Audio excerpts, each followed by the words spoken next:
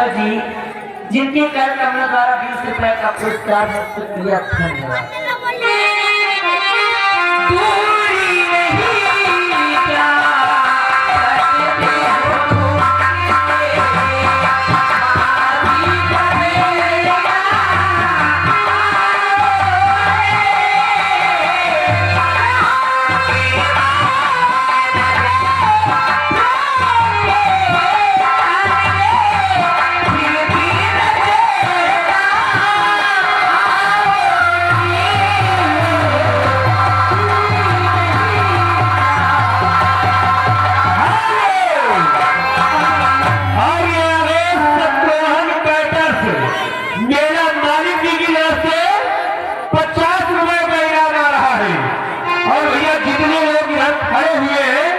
इनसे गुजारिश है कि अपनी अपनी जगह लेकर बैठे। महान जगह होगी। धन्यवाद।